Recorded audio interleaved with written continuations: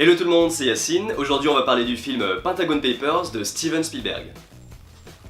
Spotlight, Snowden, Free Billboard, il y a une poussée du regard critique des réalisateurs américains sur leur pays. L'histoire. Première femme directrice d'un grand journal américain, le Washington Post, Catherine s'associe à son rédacteur en chef, Ben, afin de faire éclater un scandale d'État monumental.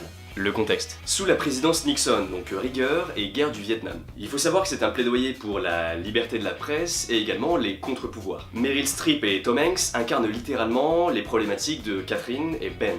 Comment faire son travail de journaliste tout en étant rentable? Ne pas être censuré et publier une information avant la concurrence. Une guerre de tous les jours. La mise en scène accroît les tensions entre Meryl Streep et Tom Hanks. Les positions, les regards, les mots, Spielberg les dirige à la perfection. Quant à la caméra, elle fait penser à son travail sur le film Munich, suivre un personnage jusqu'à ce qu'il se mette à un endroit précis d'une scène. Je pense aussi aux nombreuses transitions, notamment au début où le son d'une arme à feu au Vietnam s'enchaîne avec le son d'un hélicoptère à Washington. Plutôt que de parler des musiques de John Williams, ce qui est remarquable c'est l'utilisation des silences, des bruitages et également du son des machines à imprimer. Machinerie qui ancre le film dans la réalité. J'ai adoré suivre le cheminement de la rédaction de l'article jusqu'à son impression, caractère par caractère. Processus qui nous éclaire sur la course continuelle du journal contre l'État, la concurrence et aussi la technologie de l'époque. Pour nuancer, on a là un produit qui est super calibré pour les Oscars, avec ses scènes élaborées pour émouvoir, donner un message, et parfois aux dépens de ses personnages. Je pense à la tirade de Meryl Streep, qui aurait mérité qu'on en sache plus sur elle afin d'être davantage touchée.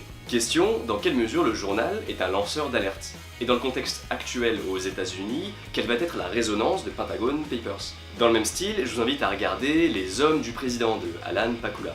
C'est l'histoire du scandale du Watergate qui suit directement Pentagon Papers. Voilà, dites-moi ce que vous avez pensé du film en commentaire, likez, partagez, on se retrouve très vite, salut!